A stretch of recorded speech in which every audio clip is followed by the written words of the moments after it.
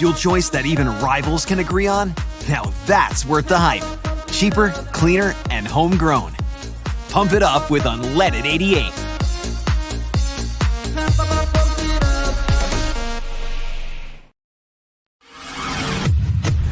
Scott Dochterman.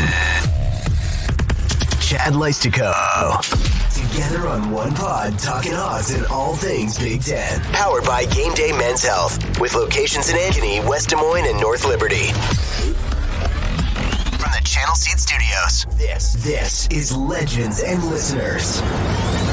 Exclusively on Iowa Everywhere. Hey, Hawkeye fans, Big Ten fans, and Iowans everywhere. It is not the episode of Legends and Listeners you wanted, but maybe it becomes the episode you needed. We'll see. Chad Leistikow here of the Des Moines Register, joined by my co-host, Scott Dochterman of The Athletic. Episode 58, Scott, on our venture together, comes to you this Thursday morning, as always, from the Channel Seed Studios and on Iowa Everywhere. Every week during football season, Thursday morning, first thing is where you can find us. That's kind of the deal this season. And Scott, this week we have a 20-19 Iowa loss to Iowa State to talk about. And I would say on this show, we don't do a lot of rehashing of games played 5 days prior. However, this one probably requires some introspection before we get to the rest of Iowa's season, which gets going Saturday against Troy. Yeah, it sure does. I mean, this is a big game. And when you lose big games, it requires a lot of looking back. It happens all the time. And this is one that absolutely deserves it. And, it was a tale of two games, two perspectives. And you forgot in the intro to welcome Cyclone fans, because I'm sure they're going to be wanting to hear some of this. It was a loss that I think you pointed it out to me in our kind of pre-conversation that you saw Kirk probably bothered him more so than in most games. It kind of reminded me the way he acts a little bit about the Wisconsin game in 2010, which was another 1-point loss. Yeah, he texted me this, and I wanted to see what he had to say about this because, that's a game that still stings for Iowa fans, no question about it. And I would probably put 2002 Iowa State in a similar ballpark of category as you look back on the gravity of that loss and how they lost. But anyway, explain the 2010 Wisconsin parallel, because I thought that was really interesting to hear. I didn't cover that game. You did. That game had 8 different lead changes. It was kind of the culmination game, the most important game of that series to that time, and I think of all time. And it kind of reflected kind of this elbow joint, if you will, between the two programs, where Iowa went down and Wisconsin went up, and they kind of met in this moment and moved on. But you could really tell that loss took its toll on the players. I mean, there were legitimate guys crying in the post game, Adrian Claiborne and stuff, because it took so much out of them. And kind of like 2002, which I was not covering. I was in Kansas City at the time, or that area. It was a game that Iowa should have won. It should have won in 2010. It should have won in 2002, and it should have won the other day. It did not. And that is not taking away one iota about Iowa State. And I know I've had a few fans reach out to me about because I what I wrote that that Iowa taught a master class on how to blow a football game. Iowa State deserved to win. Iowa State did everything right. They showed resiliency to the nth degree in a hostile environment. They won that game. However, there are two perspectives. And the perspective that we are delving into is Iowa gave that game away. And this is something that they're going to have to live with. And you can tell that it doesn't sit well with them because all of the mistakes were uncharacteristic. They were, we'll get into all of them. Defense, big plays. Offense, horrific play calling near the goal line. And then terrible quarterback play. I mean, let's face it, let's call it what it is. So anyway, there was better quarterback play in 2002 and 2010. But still, I just feel it has the same feel, Chad. Yeah. And obviously a big special teams play in that Wisconsin game. a 54-yard field goal in this one, a fake punt in this one, going the same direction, by the way. Late in the fourth quarter. And so, it's a game they should have had. And then what's funny about, now that you bring up the 2010 Wisconsin game, is Iowa still had a chance, like amazingly, didn't they have the ball like right around midfield, and they just kind of flubbed it and ran out of time or whatever. But even in this one, they somehow had a Hail Mary shot with 1 second left. And of course the ball ends up about 15 yards short of the end zone from the 50 somehow. But anyway, lots of stuff to unpack here. And I'm with you. Iowa State did what Iowa has done to Iowa State before, because you think about the 2019 game, that's the one that comes to mind for me, where Iowa State controlled the beginning of that game, and it looked like, oh boy, this could be Iowa State's moment, And of course, you had the rain delay, a lot of extenuating circumstances, but Iowa came back and found a way to win that game, like somehow. They've made some plays, made some adjustments defensively. Remember that game? Iowa started blitzing Brock Purdy a lot, way more than Phil Parker ever has. I remember AJ Epinesa, just hauling ass to get to the quarterback. And, they had DJ Johnson out of corner. They kind of manufactured their way back into that game, and they won it. So by 1 point, 18-17. Right. Won the strength of field goals. So there was some similar, you understand kind of what Iowa State must have felt like a little bit in that game. Because that was a big game too. Game day was at that game, right? Yeah, that is correct. Yeah. So that was a big one too. No taking away from what Iowa State did. I just think once they got that interception of Cade, it all flipped. That's when it flipped for me, and that's what I think burns Kirk probably as much as anything. Is that's an uncharacteristic thing for Iowa to do with a lead, 13-point lead, ball in the other team's territory. Yeah, they went for the kill shot, which I totally respect, but Cade can't throw that ball. And so that's you can't throw that ball. You just can't. Yes. You're better off taking a knee for a 10-yard loss than that, because that's what gave Iowa State the momentum. And then they took it. They took the momentum, ran with it, and Iowa kind of froze up and choked in a lot of different ways, offensively, defensively, and coaching. No question. I mean, and this is – I'll say this, that a lot of times you can criticize Kirk over the years about being too conservative, too risk averse or whatever, but they don't do the critical mistakes that they made in this game, coaching wise. And this usually comes down to play calling. I mean, again, it's funny. We've spent the last several years criticizing their offensive coordinator, and it only took 2 games in before we're now really going after him. But it's deserved. I mean, and it's because we understand what Iowa does to be successful. And there are multiple areas we can attack here with the offensive coordinator and Tim Lester. And I thought he actually called a really good game, especially the first quarter was as good as I've seen in a long, long time. But once they got inside the red zone, they got too cute. They didn't do the right. It was like, what are you doing? What are you trying to accomplish here? From the, probably you could flip a coin on which was the worst play call, the interception or the first and goal at the 1. Because first and goal at the 1, you got 14 personnel in there, which is okay if you're going to do that, but you might as well just play slam ball. I didn't mind the play call on the shot. The shot play, I didn't mind the play call. I didn't mind going for it there, but first and goal at the 1 was the bad one. And I can explain why I think that's as bad, but first and goal at the 1. Having a walk-on tight end try to block down on a 320-pound defensive tackle who's an ass kicker, and got shrugged off. And it's like, well, why are you doing it there? If you're going to do that, run around him. Don't run into him. And he just crushed Kamari Moulton. I mean, and whether or not Caleb Johnson was in there, it wouldn't have mattered. It would have been a 3-yard loss. You could have Y.A. Black running the ball. It would have been a 3-yard loss, so it doesn't really matter. And then, but for me, the play call was, you had a tight end drag across the field, then run up on this kill shot. And yes, you could have hit it, I suppose. But you have your quarterback who's not real, kind of noodle armed at this point.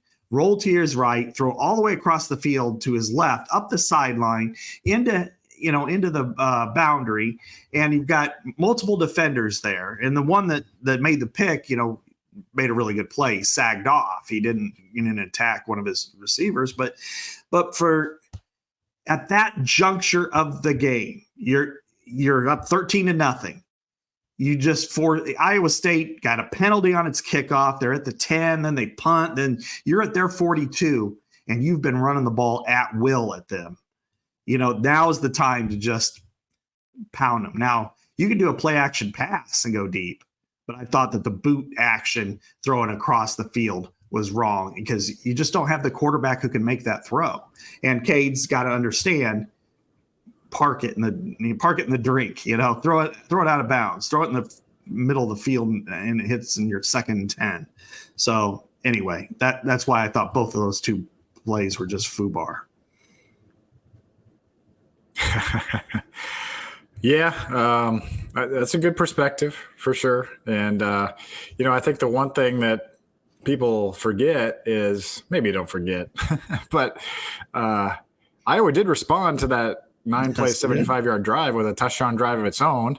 And I will give Tim Lester a little credit here. The red zone calling on that particular drive was solid. They actually had Caleb Johnson in the game. It seemed like they ran their offense. I think they learned their lesson from the first 2 trips, and so here's what I would say, because one thing that Lester talked about preseason in our podcast was, how he, red zone offense at Syracuse. We talked about this last week. Remember, it was our 5th question. It was a Tim Lester red zone offense versus Iowa State. We ended up on push on that because we didn't know. Yeah, exactly. And so now we know it didn't work. But I think what he talked about that succeeded at Syracuse was they just did some different stuff down there that worked, and they were successful in the red zone that year. And I'm guessing my guess is, if we talk to him, is that he probably was trying to tap into some of that and be a little bit creative in the red zone. That's my guess, because that's what you do when you're a coach. You tap into what's worked for you in the past. But in this case, Scott, obviously, they didn't have the players that Iowa had, at Syracuse in 2015 that Iowa has now. They didn't have the offensive line that they have now, and the running back that they have now. They don't need to be cute in that situation. And I God bless Johnny Jacuzzi, but he's not one of your 11 best players, and he shouldn't be down there making a key block. I'm sorry. That was very unfortunate. And they went with 14 the next trip down too. Right. That was even more discouraging. The second trip to the red zone that they got at the 3 also went 14 personnel. So, and it's a great personnel package if you do something right. And if they did something right, then we wouldn't be talking about it. Obviously, yeah. The problem was that when you try to block down with a your 4th best tight end. No, I don't even have to call him a walk-on. That sounds derogatory. But a guy that's your 4th best tight end, and you're trying to block. Imagine if he's trying to block Aaron Graves. That's not going to work, and that's what happened here. And so if you're going to do that, maybe you might want to roll around him, so it kind of like his angle stunts him or puts him in a different place instead of running right at him, which is, he was going to try to cut off his block or something, but in the interior, there's just no room for that. There was a reverse pivot, so it took longer for the play to develop. And if you're going to do that with alignment. Don't do that with a tight end. Not a tight end like Johnny Pascuzzi, maybe Sam Laporta or George Kittle, who can block like that. So I think overall with the red zone play calling, they put themselves in a bad position right away on that drive. Then the next play, there's like a small pitch to TJ Washington, and then he gets tackled for no gain or 1-yard loss. And then it's like 3rd and 5. Yeah. And now you're like, oh, okay, well, now what? And then you got to go to your regular offense. Their regular offense was moving the ball at will. Don't get cute. Now if you want to go with the 1 yard line, you want to go with the quarterback sneak, go ahead, get in 14 personnel or 23 and move your tight end to fullback and then push him, across the pile. Yes, do that. But really your best bet is inside zone if you're going to go right up the middle, because that's just it's designed to punch them in the face. It's not, don't get too cute. It just doesn't work down there. Yeah. What was the name of the Minnesota had a big wildcat quarterback for several years? It was like Green or something. Seth Green. Yeah. I know Iowa hasn't had a lot of time to install stuff like that, but when you have a quarterback, so their quarterback was Tanner Morgan, who wasn't necessarily the biggest guy and probably not a great QB sneaker. And Cade is not. Nate Stanley is a sneaker. Or Deacon Hill for that matter, or Spencer Petras. I mean, Petras was actually pretty good at the sneak. Yeah, Petras was, yeah. Yeah, that's what I'm saying. And so, I don't know, just worth throwing out there, like, does Iowa need something like that in those situations, Just, I mean, because Reese Vanderzee? Minnesota was extremely effective. Yeah. Reese Vanderzee. I mean, Laporta did it in the bowl game. Yeah, right. Yeah. If you have Reese Vanderzee, who was a high school quarterback, just be your wildcat quarterback in those situations. But, hell, we lived through that last year with Cooper DeJean. And I'm not – I know. It'll never happen. I don't want to go in that category right now. It's too early for it, but I'll tell you, I'm just saying. But we're just grasping at straws. We're looking at our rocks. We're saying, okay, maybe this one would have worked. And in fact, what would have worked was just running regular offense, and you probably true. A minimum 17-0, and just like, and then right after that you have the Jay Higgins interception, and then you're inside the 3, and then you have similar issues. It's just. That's what's galling about it for Iowa. The game is there for you to win, and you flubbed it. Right. Kirk Ferentz does say, Scott, that players win games. Said that. I think it was, or maybe it was. He says that, but I think Seth may have said that too about Norm. But there was coaching involved, and we talked about Lester. And the thing that I got real fired up about on our post-game pod at Hawk Central was Kirk's decision not to call timeout before the last punt. And I haven't talked to you about this, so maybe you're not as confused about it as I was. But this was one I got from the text group today that I thought made a lot of sense because I've already written about it. I've talked about it a lot. But he says, in Kirk's response to the penalty on the kick, so I asked Kirk about why, from your own 46, why do you take a delay a game for 5 yards when you had 3 timeouts? You could have called one with 41 seconds left and given, punted from the 46. So as it were, Reese Dakin standing on his own 25-yard line to punt the ball to Iowa State, okay, when he's catching the ball. So Kirk, one of his answers was, we didn't think yardage was important at that time. And also said, when I kind of pressed him on it, well, he could have kicked it into the end zone anyway. But from your own 25-yard line, like, you would have to hit a 60-yard punt plus the snap distance, but obviously a 60-yard punt to get it to the end zone. And you have probably the best punt coverage team known to man that can down the ball if it does roll. And if it rolls, great. It takes time off the clock. So anyway, they talk about the slight edge. If Iowa needs a slight edge to be competitive, they need it from the staff too. And I thought that was just a little thing, Scott, that gave Iowa State at least 5 extra yards. My argument is it gave them more than 5 yards because it put more pressure on a freshman kicker who hit a bad punt. It was a 37-yard punt that was easily fair caught. We got spoiled, I think, with Torrey Taylor because he would have launched it at an angle that would have been impossible to catch, and it probably would have landed at the 10 and spun out at the 5, from wherever he was. But that's not who you have now. So I agree with that texter that was – you can't leave those 5 yards on the field. And you can say the kick would have been good, but I don't think you can say it would have been good. Maybe that particular kick, the way he kicked it, would have been good from 59. But if you're kicking a 59-yard field goal, the pressure on that kick changes. your routine changes. It just does. That's why you don't see him trying that many field goals. Iowa State school record for a kick is 58 yards. Iowa school record for a kick is 58 yards. Conradi would have had to hit a field goal longer than any kicker in Iowa or Iowa State history had made if you just took the time out. Mm-hmm. Right. That's another issue that I think that's on him. And one extra second, oh well.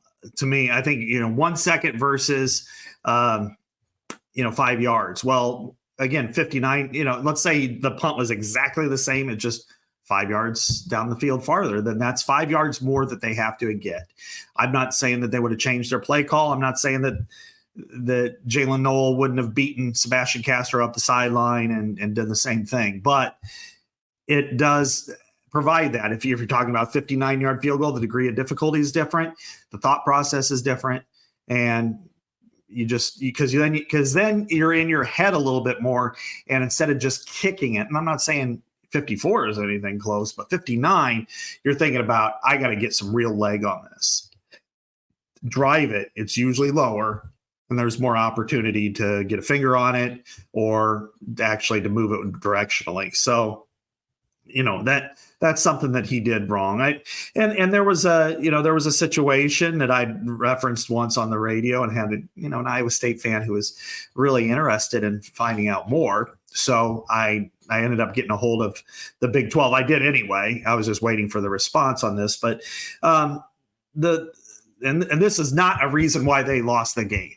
I'm not blaming anybody. I'm just saying because Monday morning I get a call from Gary Danielson from CBS who called the game, and after Iowa got the first down, after the 2-minute warning, there was 1:55 left in the game, and he said, "Yep, Iowa will be able to hold on the ball until there's probably about 20 seconds left, and then they'll punt." And when they got the first down from the sneak, 1:55 left. The next snap took place at 1:33, and there were 3 seconds left on the play clock. So that's 22 seconds, 3. What happened there? 15 seconds were lost. Now, the explanation from the Big 12 was we didn't see anything that was a problem. That takes some time. The play clock automatically starts until we kind of move the pile and all that. But 15 seconds is a lot of time. I mean, that's not 6 seconds, which sometimes happens. So that also figures into it a little bit too, that they lost 15 seconds. And I'd say legitimately 10 was something that they could really complain about. Now, I thought about asking Kirk, and then I'm like, he's not going to say anything because he doesn't want to make it look like he's blaming the officials and then turn it into something like that. And I hesitated even to bring it up before, but I thought it was an important point. Again, Iowa State won the effing game. I'm not complaining or anything about that. But what I'm saying is that was a factor too. Now, getting back to your point about the 1 second part, I do think 1 second, they should have called timeout. That just makes more sense at that time. If you were on the plus 50, I could understand it. Mm-hmm.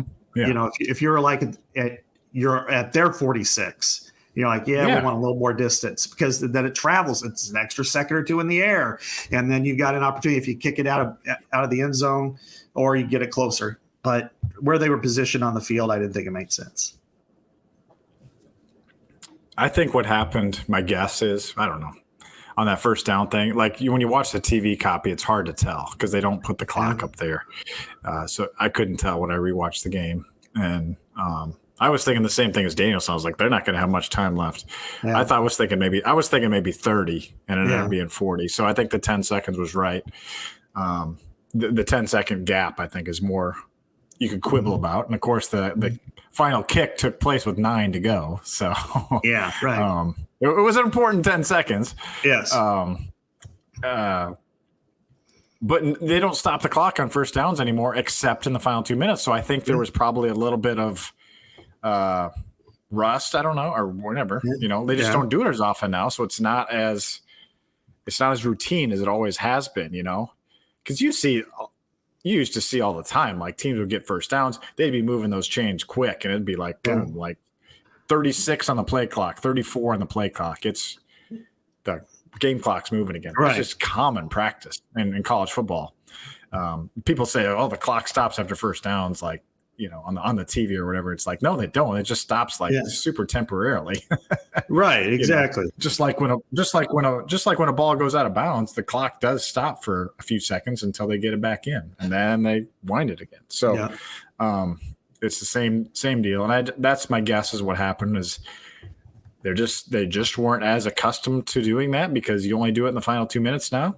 And they probably just were a little bit slow doing it, and they probably didn't do anything operationally. Mm-hmm. There wasn't any malfeasance there. It just probably happened. And so I'm not clean about that. Yeah. And I do think, honestly, Scott, I wonder about this, and I would love to have I'd love to have like a 15-minute clock management discussion with Kirk or something. But I just wanted the 2-minute warning now was a huge factor in this game. This game would have been over without the 2-minute warning. Over. Yeah. 100%. Because they would have had to call a timeout before that. Yeah. So the 2-minute warning was I think that has to change your mindset going into these close games too. And maybe that's an eye opener here, not only for Iowa, but for other teams. You have to factor that in now, like you do in the NFL. Yeah. Well, according to the Big 12, this is the response I received was the play clock started 4 to 5 seconds after the third down play is blown dead to remove the pile. The game clock is paused on the first down conversion to move the chains and set the ball. Game clock resumed when the chains and ball are set. Okay. I mean, there's really, and I've spent a lot of time on something that I'm not going to say is that part of it, but I do agree with you when you start talking about 2-minute timeout. And even before that, Matt Campbell made a really head-scratching decision that we would be looking on the other side, which was Iowa picked up 7 yards on first down of the previous sequence. And then he calls a timeout when it's 2nd and 3. And I know Gary, that said it on the air and also told me, I wouldn't call a timeout there because they're going to get the first down. Save your timeout. But then you also, again, have the 2-minute timeout. So you have to play and position that. And frankly, all of this is just our footnotes compared to why they got up the field. And this is, let's talk about that. It's strange territory for me to criticize Phil Parker. I just don't, he's the assistant coach of the year and he's deserving of it, but in this situation, when you have an NFL receiver locking him up one-on-one with an NFL defensive back, going up the field like that is not, when you've got that much territory to play with, is not really the right call. I was thinking more of a 3-deep type of situation, and it's let Sebastian Castro play underneath, make the tackle in bounds if they get a check down or something. Instead, getting beat one-on-one like that, which he's going to happen. I thought that was a bad play call from a coverage perspective. Right. And that's what I say. Coaching. I feel like coaching was equal to the play on the field this year. You can talk about this game. You can talk about quarterbacks, defensive lapses, obviously, over the top 75-yard touchdown, defensive lapse, no question about it. But we've been over the head coach with clock management, the offensive coordinator, red zone, and defensive coordinator with a very questionable approach in that final minute because, Castro even said himself, he was looking to make a play there, and that's not what you want to be doing there. You want to be keeping the guy in bounds. Yeah. And I think he got spooked. Honestly, Scott, I think Castro got spooked. This would be my guess. By him, they gained 10 quick yards on an out. And so I think we can't let that happen again. We can't let him do that all the way down the field. So I'm not going to let him get that out this time. And he protects the out, but then he doesn't protect the up. Yeah. It was a great play call and great execution by Rocco Becht. No question about it. Yeah. And I thought Campbell managed the clock really well. Outstanding.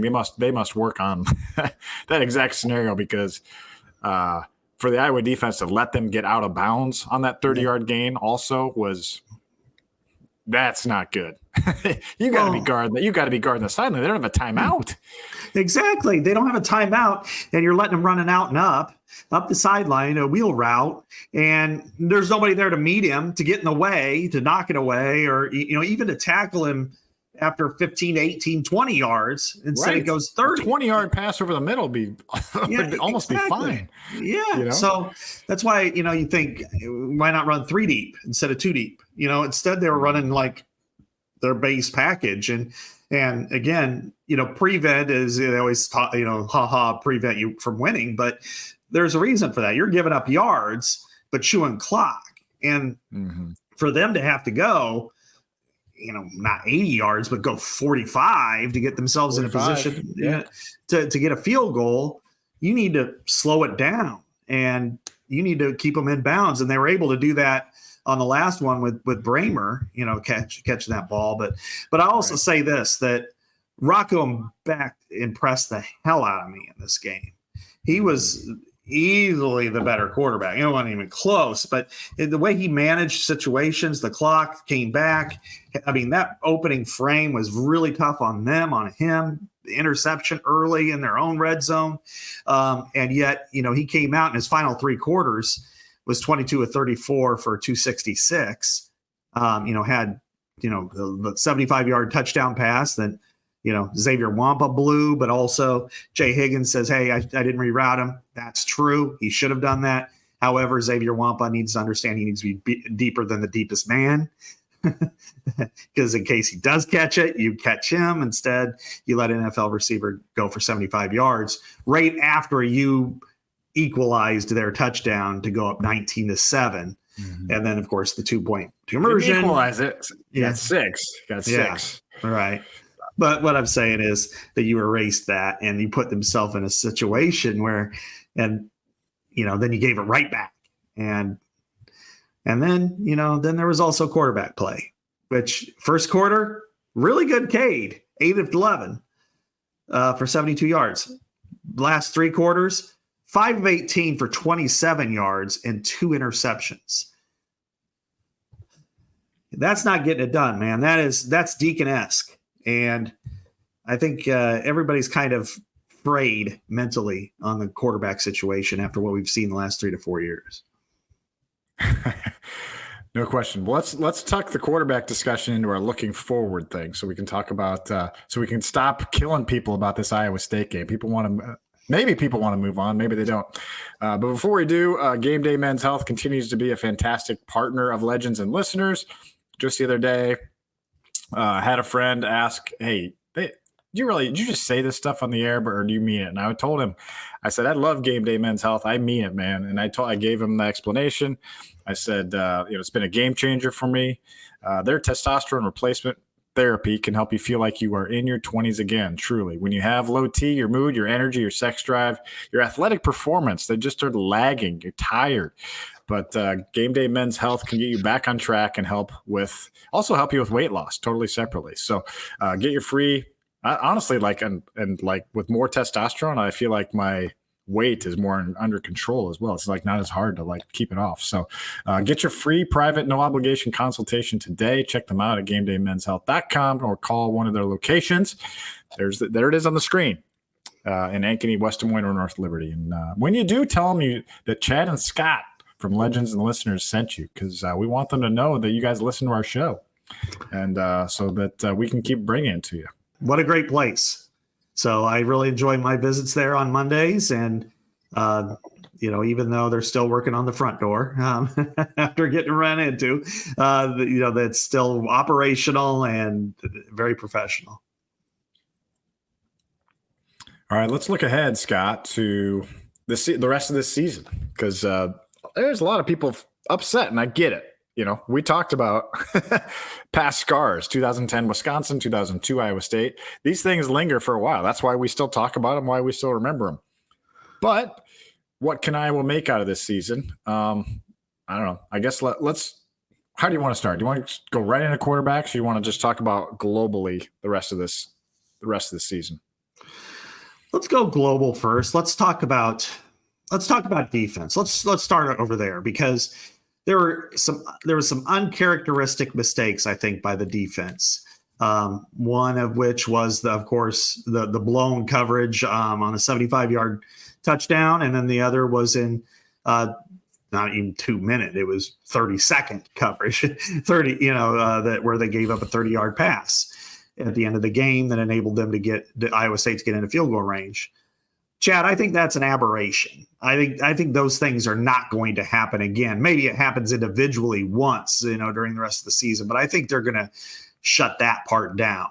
If there is an area that I'm still concerned about, though, it's edge rusher. That sometimes I just don't know that they're getting to the quarterback, because the quarterback, even though Rocco Beck stepped in there and absorbed a hit, I just sometimes wonder if they have enough horses on the perimeter to impact the game from a pass rush perspective from the edge. And I think they've got good players there. I'm just, I don't know that I see an Epineza, a Golston, an Anthony Nelson, those types of players that really affected the game in a major way on the defense. Talking about the pass rush, and Deontay Craig, Ethan Hurkett, no sacks this year. I think they combined for 3 last year. So that is a position of, great run defenders, but you got to get a little pressure on the QB. You got 3 sacks from your D tackle. You got 1 each from your backup defensive ends. That's it so far this year. Nothing wrong with 2.5 sacks per game, but you need a little pressure off the end. We just haven't seen consistent pass rush. And that one of my good friends who, just absolutely devoted Hawkeye fan who really gets into like the minutiae, that was the first thing on his list after the Iowa State game. Where's the pass rush? Where's the pass rush? And so Iowa doesn't want to blitz, and I understand that, especially because you don't want to give up big plays, but it could be a problem. It's worth monitoring.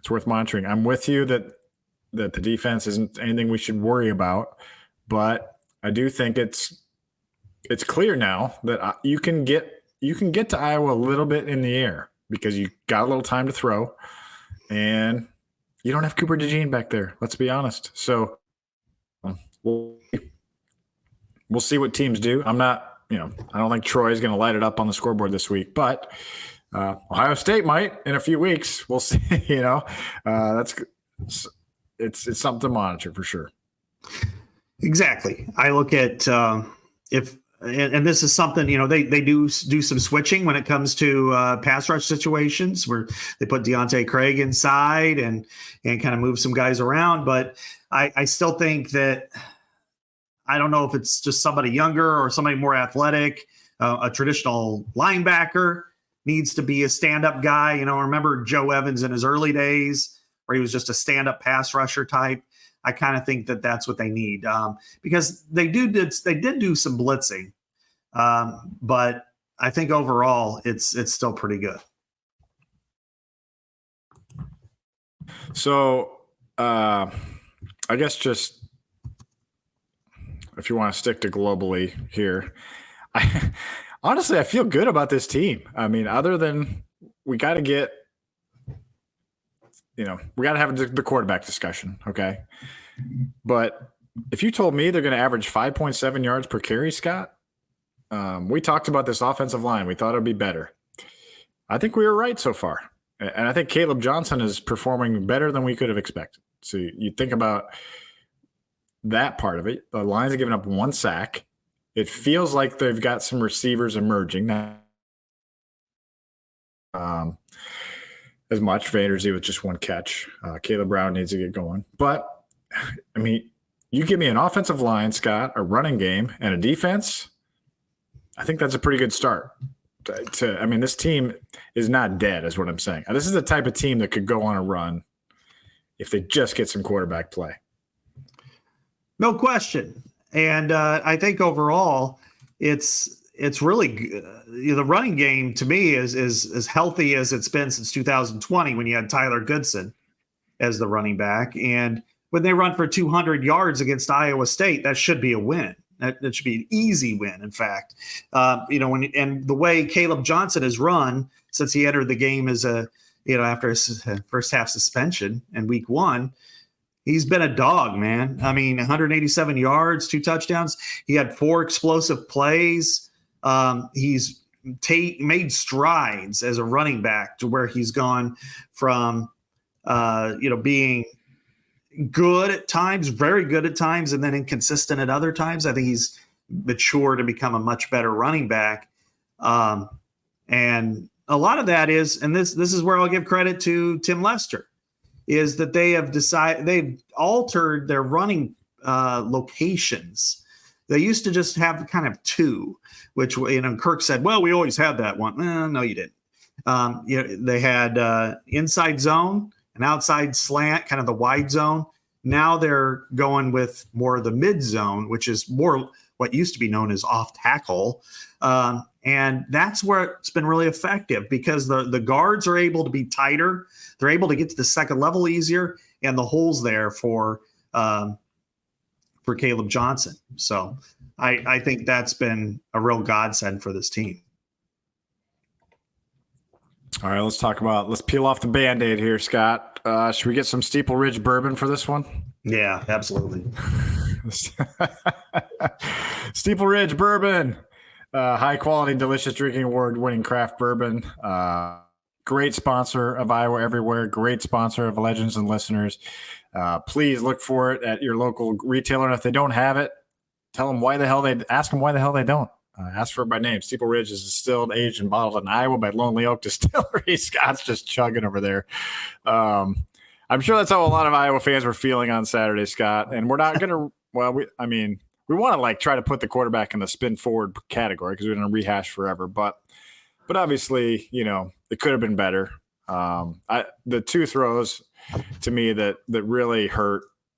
We talked about the one probably for 10 minutes earlier, so we won't rehash that one. But the deep ball to Caleb Brown late in the game, you just got to hit that one, man. He had a step.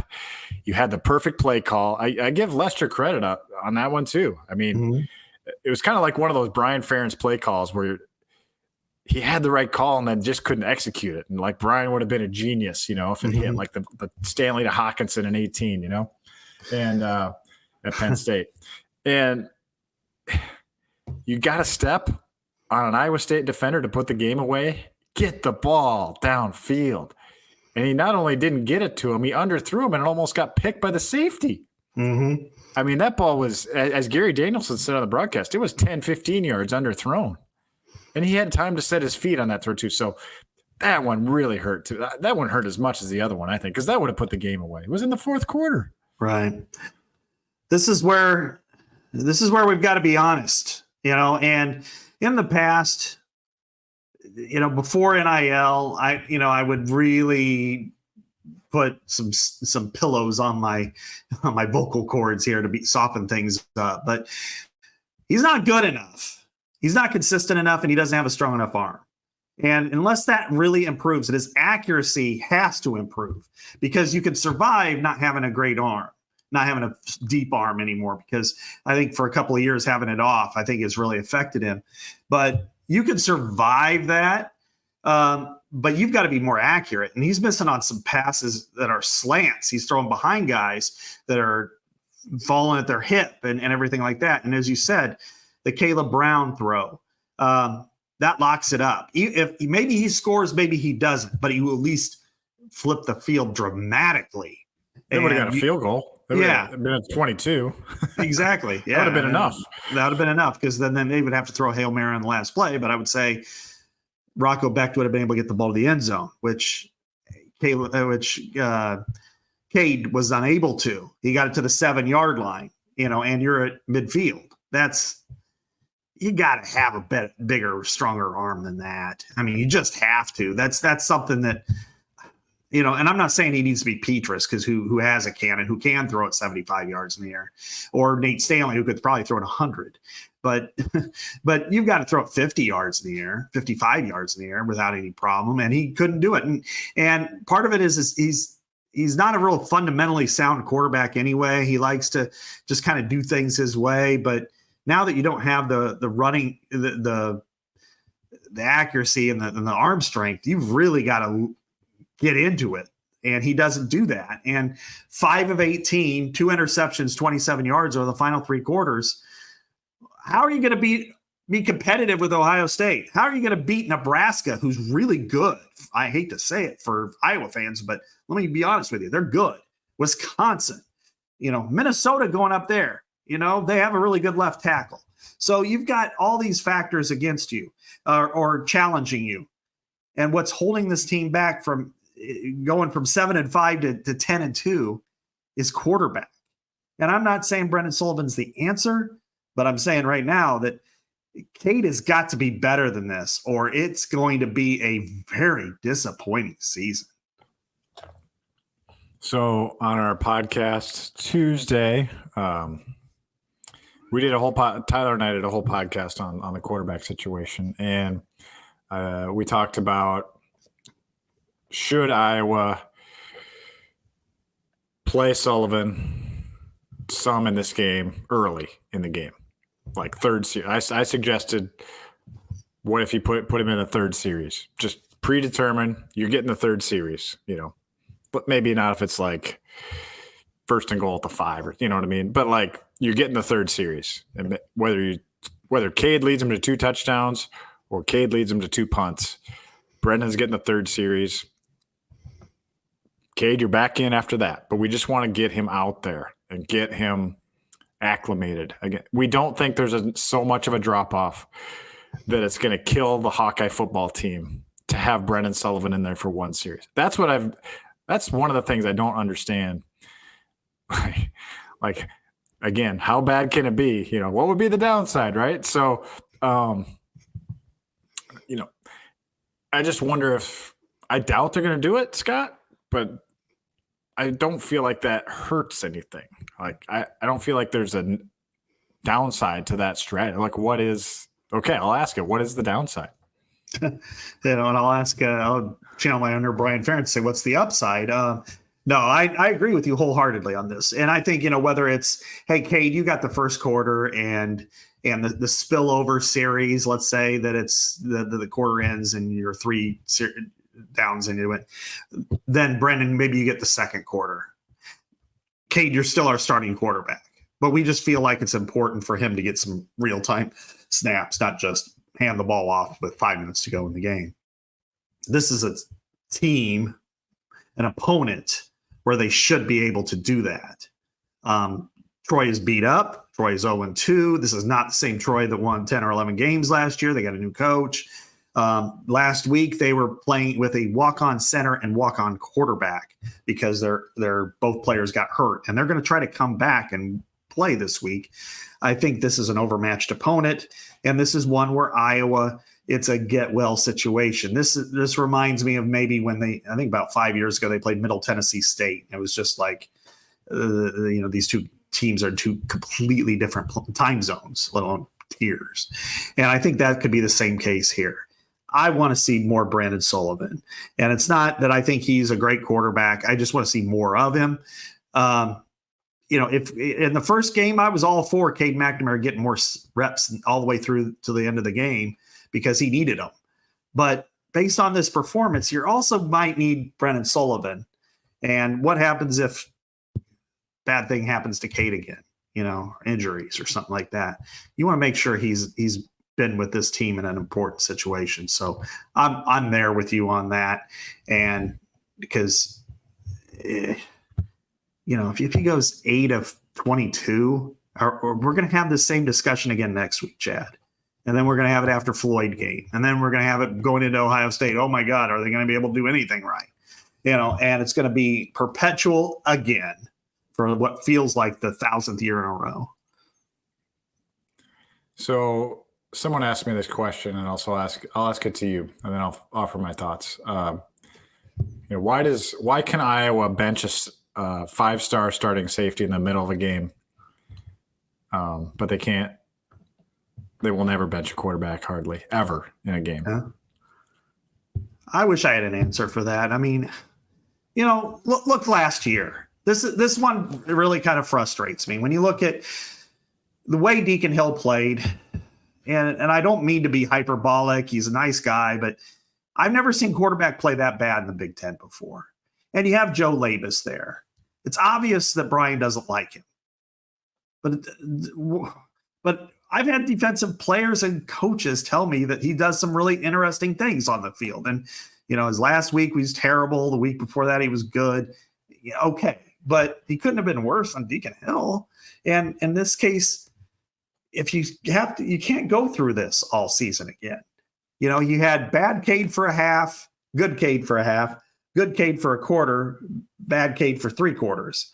You got to straighten it out. And I know Kirk was saying yesterday or Tuesday, he was saying how, well, he's just getting back into game shape. I'm like, that's, I don't want to hear that anymore. You're 3 weeks now into the season. Yeah. Kirk has always just been real careful about that team dynamic. He saw that with Petrus too. We know Spencer real well.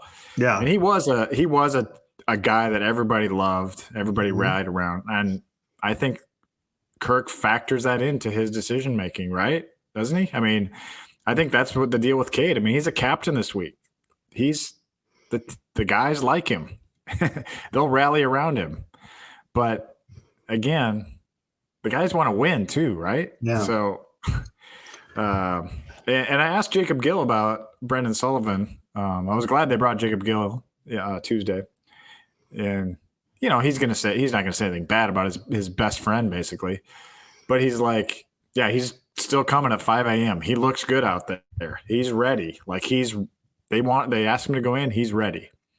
And I don't doubt that. We know he's a little bit more of a known commodity. Like Labus, I get it, would have been a little bit of an unknown commodity. We saw him one game in a very controlled Music City Bowl. But, we know Sullivan can do something. He can, and he's actually got a little mobility too that might help you in the red zone, by the way. So yeah, I'm just curious, how this is going to play out. In my season prediction column, I did those 5 bold predictions, and one of them was I said Brendan Sullivan will start at least 5 games. That was one of my predictions. I said it's either going to be injury or performance based on what we've heard about fall camp. And so we'll see if that comes true, but someone's got to pull the trigger at some point if Cade keeps struggling. And see, here's the thing, Scott. They're going to win against Troy. So Kirk's not going to make a change going to Minnesota. Unless it's just absolute disaster in Minneapolis, I don't see him making a change even with the bye week, because then are you going to start Brendan Sullivan for the first time at Ohio State? Yeah, right. With Cade, a guy that's beaten Ohio State before? Kirk's not going to – it's going to take a lot for Kirk to say, okay, Brendan, go get him, the greatest roster ever assembled.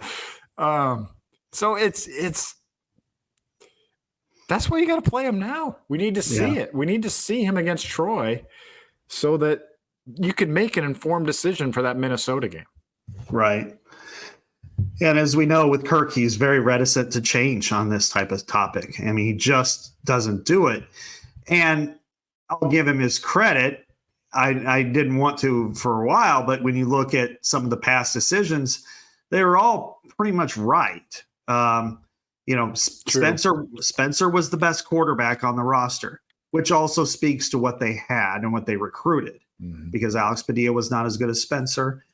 Joe Labus, obviously, they didn't feel was good as Spencer. And, going back, they made the right decision with Nate Stanley over Tyler Wiegers. Wiegers was okay.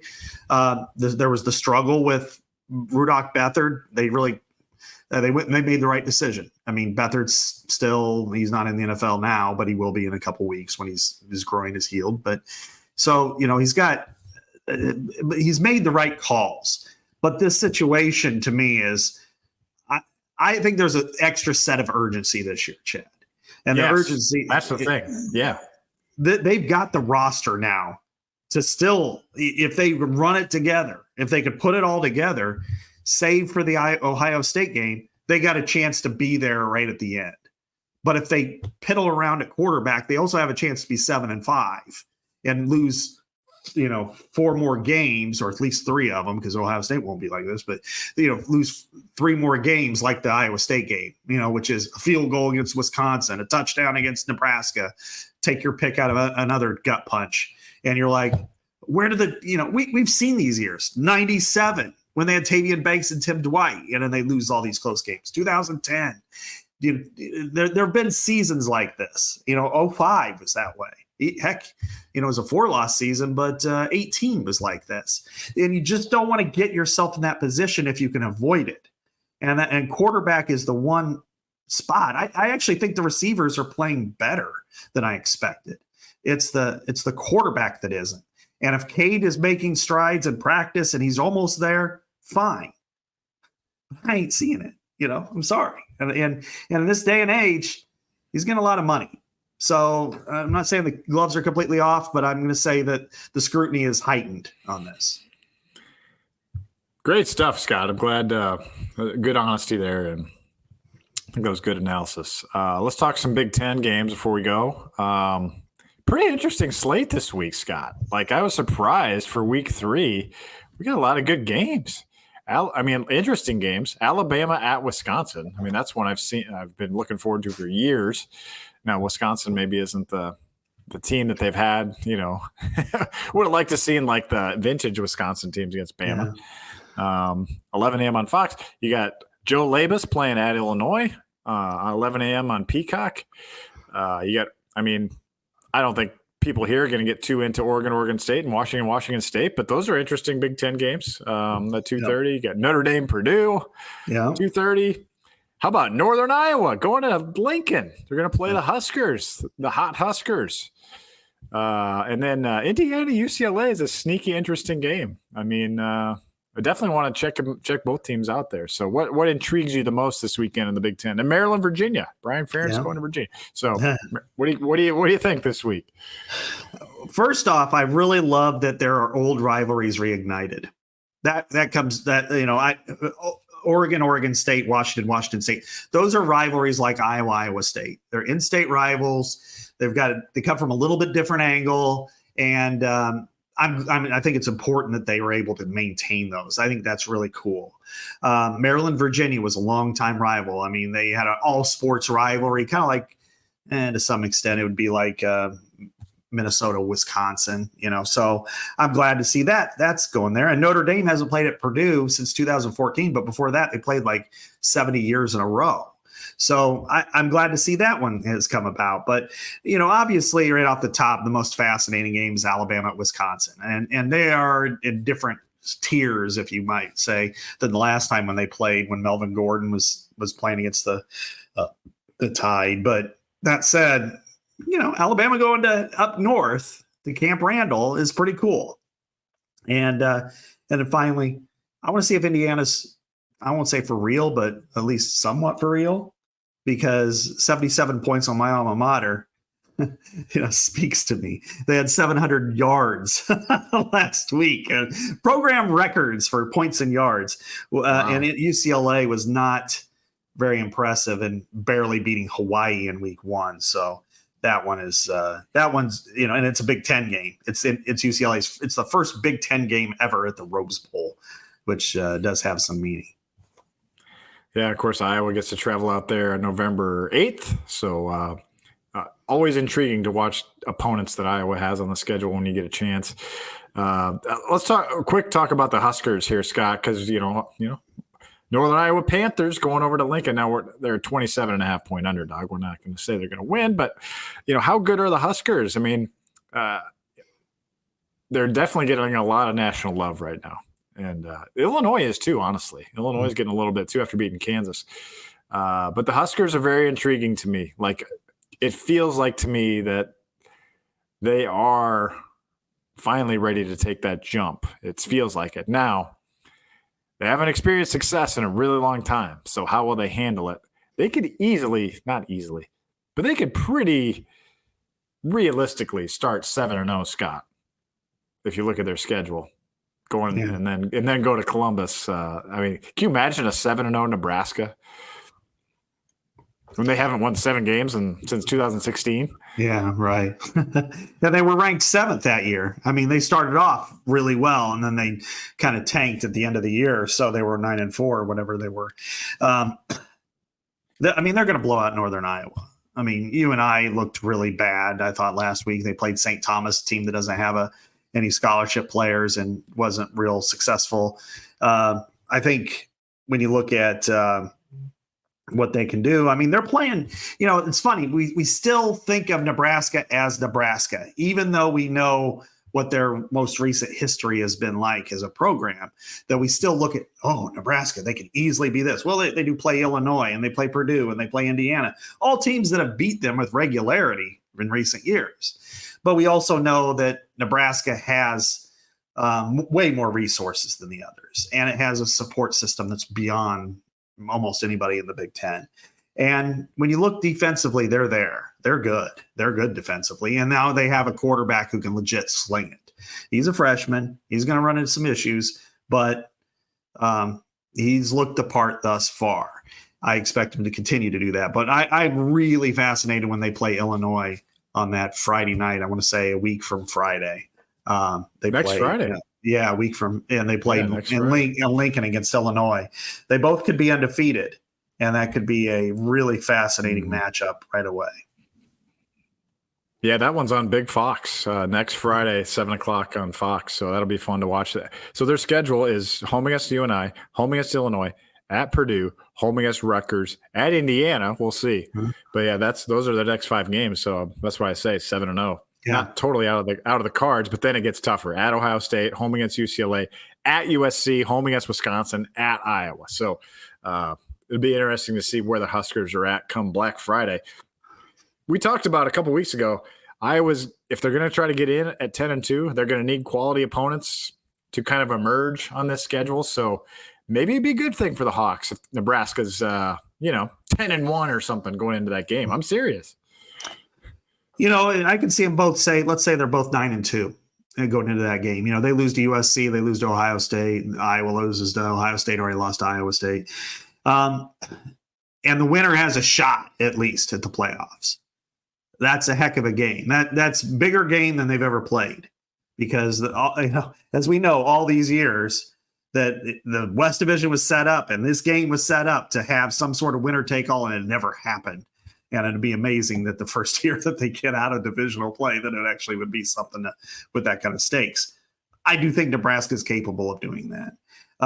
Those games that you rattled off there with Illinois, Purdue, Rutgers, Indiana, they're all winnable, but all those teams are in interesting stages. And so I do want to see how do they handle it, because Illinois is not going to go, we can't go to Nebraska. And, they've only done it like 4 times in the last 8 or 9 years. And Rutgers with Greg Schiano, they're pretty physical. They got a really good running back. Purdue, we'll see this weekend what they're made of. But in Indiana, 𝗀𝗃𝗃 is just an interesting guy. I mean, he looked like he just ate like a bad lemon through the fourth quarter against my alma mater, Western Illinois. Like, he was not happy. And I'm like, you guys it's like playing 11 on 7. I mean, you're just killing this team. It's gross. And yet he just looked sad and mad. So I'm sure he will. And there's a little spice there anyway between Indiana and Nebraska. They don't like each other very much. That's right. What was the reason for that? It was going back, comment or something. Mm-hmm. It was I think it was Scott Frost. Scott Frost said, I don't know why we have to play Ohio State all the time. Why can't we play Indiana more often? And Indiana took it personal, and they deserved it, and then they went out and beat Nebraska right after that. And so Fred Glass, who was the AD in there, and it was either Allen or Wilson was the coach. And they were like, see, that deserves you right. And, Indiana's so far so good with them. So, we'll see what happens. I think they win this weekend at UCLA. I don't think UCLA is very good. Yeah, Tom Allen didn't have the greatest game against Bowling Green the other day for Penn State as defensive coordinator. So Indiana, addition by subtraction. Yeah. All right, it's a good show, Scott. Appreciate you. Yeah, you too. All right, for Scott Dochterman, this is Chad Leistikow, Legends and Listeners, back with you every Thursday morning during football season here from the Channel Seed Studios and only on the Iowa Everywhere Network.